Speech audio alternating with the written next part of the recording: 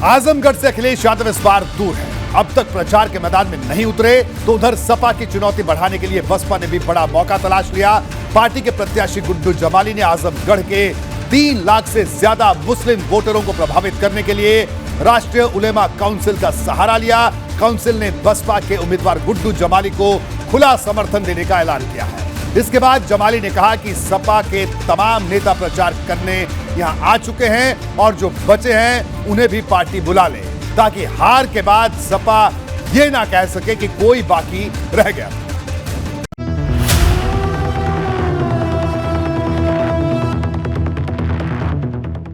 नाम है राष्ट्रीय उलेमा काउंसिल और दावा है कि हमारी बात मुसलमान वोटर जरूर मानेंगे। और समर्थन है बसपा प्रत्याशी शाह आलम उर्फ गुड्डू जमाली के नाम।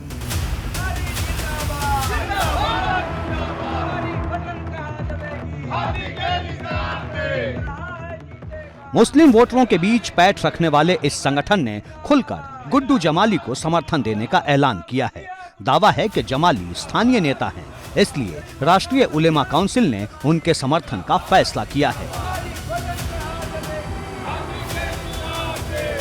हमने देखा कि हमें आना पड़ेगा सामने जनपद की आवाज़ उठाने के लिए, और जब इन 3 प्रत्याशियों में आप किसी भी तरह से जब एक मुआवजा करेंगे, एक एनालिसिस करेंगे, तो आपको प्रतीत होगा कि अगर कोई लोकल प्रत्याशी यहाँ पर है तो गुड्डू जमाली साहब हैं। तो जब हमारे बीच में एक लोकल नेता है, लोकल लीडरशिप की बात है, जो हमारा पड़ोसी भी है, हमारी आवाज़ उठा सकता है, तो नैतिकता के आधार पर, मानवीय संवेदनाओं के आधार पर हमें ये प्रतीत हुआ कि इन हालात में ये हमारा फ़र्ज़ बनता है कि हम गुड्डू जमाली साहब के समर्थन में खड़े हों। राष्ट्रीय उलेमा काउंसिल के समर्थन को गुड्डू जमाली ने स्थानीय लोगों का उन्हें लेकर प्यार करार दिया है। जमाली ने कहा कि कोई कुछ भी कर ले, लेकिन इस बार जीत होगी तो सिर्फ बसपा की। ये बात तय है कि वो कितना भी पोलराइजेशन कर लें, मैं धर्म जाति के नाम पे वोट नहीं मांगता। शाह आलम गुड्डू जमाली इस जिले का बेटा है। सभी धर्मों के लोग मुझे प्यार करते हैं और मेरा दिल इस बात से बहुत भावुक हो जाता है, जितना मुझे मुस्लिम प्यार करता है उतने ही मेरे हिंदू भाई प्यार करते हैं।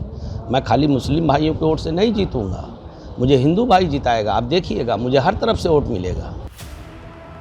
2009 में राष्ट्रीय उलेमा काउंसिल का गठन किया गया था। आजमगढ़ के मुस्लिम वोटरों के बीच राष्ट्रीय उलेमा काउंसिल की अच्छी पकड़ है। इसी वजह से माना जा रहा है कि बसपा के गठबंधन से शाह आलम और गुड्डू जमाली की राह आसान हो सकती है। गुड्डू जमाली ने कहा कि सपा जिस वोट बैंक को अपना बताती है, उससे भी बड़ा हिस्सा उसके पाले से खिसक चुका है। हमारे समाज के दम पे 5% की, मैं देखिए जातिगत वो नहीं करता, लेकिन अब जब आप बेस और जाति का नाम लेते हैं तो कितनी आबादी है उसका जो बेस कहते हैं, उसमें से भी 3% लोग भाजपा को वोट देते हैं, तो कैसे जीत सकती है। 1989 और 1998 के लोकसभा चुनाव में बसपा आजमगढ़ सीट अपने नाम कर चुकी है। आखिरी बार पार्टी ने 2008 के लोकसभा उपचुनाव में यहां से जीत दर्ज की थी, जब अहमद अकबर डंपी बसपा की टिकट पर संसद पहुंचे थे। अब एक बार फिर बसपा को आजमगढ़ में मुस्लिम और दलित वोट बैंक के दम पर जीत मिलने की उम्मीद है। एबीपी गंगा के लिए ब्यूरो रिपोर्ट। लोकसभा के चुनाव वैसे तो 2024 में होने हैं, लेकिन उससे पहले ही प्रदेश में सियासी पारा चढ़ा हुआ है, क्योंकि आजमगढ़ और रामपुर में लोकसभा के उपचुनाव हो रहे हैं। ये दोनों इसी के समाजवादी पार्टी के सांसदों के इस्तीफे से दोनों सीटें खाली हुई, लेकिन बीजेपी की कोशिश है कि इस बार दोनों सीटों पर कमल खिलाया जाए। यही वजह है कि मुख्यमंत्री योगी आदित्यनाथ लगातार इन सीटों पर धुआंधार प्रचार कर रहे हैं। इसकी कमान अपने हाथ में उन्होंने ली है, तो वहीं समाजवादी पार्टी के मुखिया अखिलेश यादव का भी इन सीटों पर प्रचार का कोई प्लान नहीं है, जबकि चुनाव प्रचार कल थम जाएगा।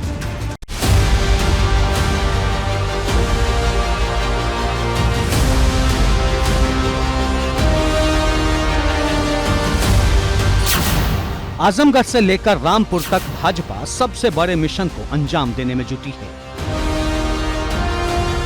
ये मिशन है सपा से रामपुर और आजमगढ़ सीट को खींच लेना। उपचुनाव में जीत के लिए पार्टी ने जमीन आसमान एक कर रखा है और विजय की इस बाहुबली रणनीति के पीछे उसका आधार सपा के चुनाव अभियान की उन कमियों को तलाश करना है जिनके दम पर उसके दांव को नाकाम किया जा सके। अखिलेश की प्रचार से दूरी को भाजपा ने जमकर इस्तेमाल किया और खुद सीएम योगी ने रविवार को आजमगढ़ में सपा के खिलाफ हल्ला बोला, जबकि प्रचार के आखिरी दिन मंगलवार को वो रामपुर में प्रचार करने वाले हैं। रामपुर आजम खान का गढ़ है और सीएम योगी सीधे यहां पहुंचकर सपा को ललकारने वाले हैं। पार्टी के तमाम दिग्गजों ने पहले से ही यहां पूरी ताकत झोंक रखी है। आजमगढ़ की सीट समाजवादी पार्टी के लिए प्रतिष्ठा वाली सीट है, क्योंकि ये सीट तब खाली हुई जब पार्टी के राष्ट्रीय अध्यक्ष अखिलेश यादव ने वहां से इस्तीफा दिया। इसीलिए समाजवादी पार्टी ने अपना पूरा जोर इस सीट को जीतने में लगाया हुआ है। पार्टी के तमाम बड़े नेता जो प्रदेश भर से आते हैं वो आजमगढ़ में ही कैंप कर रहे हैं, लेकिन अखिलेश यादव अभी तक आजमगढ़ प्रचार करने के लिए नहीं गए हैं। कल चुनाव प्रचार का अंतिम दिन है और अभी तक अखिलेश यादव के आजमगढ़ जाने का कोई प्लान नहीं है। हाँ, पार्टी के तमाम और बड़े नेता ज़रूर कई दिनों से आजमगढ़ में ही पार्टी के पक्ष में प्रचार कर रहे हैं। अब सवाल ये उठ रहा है कि आखिर ये अखिलेश यादव की कौन सी रणनीति है? क्यों वो उपचुनाव में पार्टी के कैंडिडेट के पक्ष में प्रचार करने के लिए आजमगढ़ नहीं जा रहे हैं? एक तरफ भाजपा अखिलेश के आजमगढ़ से लेकर रामपुर तक में दस्तक नहीं देने को उनका डर बता रही है, तो सरकार के मंत्री ये कह रहे हैं कि कोई प्रचार करने के लिए जाए या न जाए, उससे भाजपा की रणनीति पर कोई फर्क नहीं पड़ता। अब युवा मोर्चा जो है वो अपनी दम पर, ये आजमगढ़ भी जो अभी तक लोग समाजवादी पार्टी गढ़ कहते थे, ये आने वाले समय में भाजपा गढ़ हो जाएगा, ये चुनावी नतीजे बताएंगे। हालांकि समाजवादी पार्टी का इसके पीछे दूसरा तर्क है। पार्टी के नेता साफ तौर पर कह रहे हैं कि आजमगढ़ समाजवादी पार्टी का गढ़ है और वहां पार्टी के तमाम नेता चुनाव प्रचार में जुटे हैं। पार्टी के विधायकों ने भी अखिलेश यादव से साफ तौर पर कहा है कि उन्हें आजमगढ़ आने की जरूरत नहीं, क्योंकि ये सीट सपा के खाते में ही जा रही है।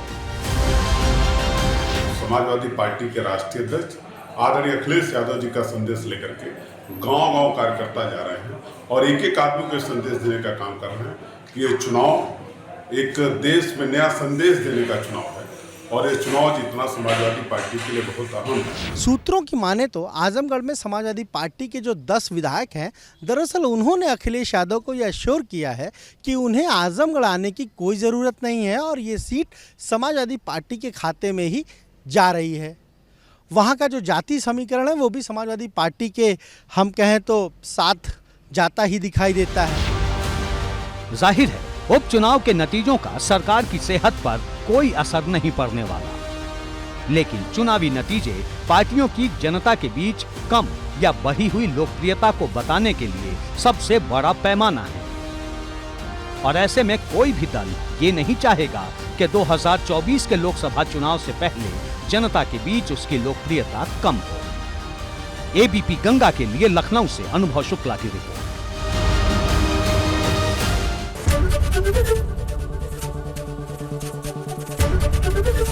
एबीपी गंगा, खबर आपकी, जुबान आपकी।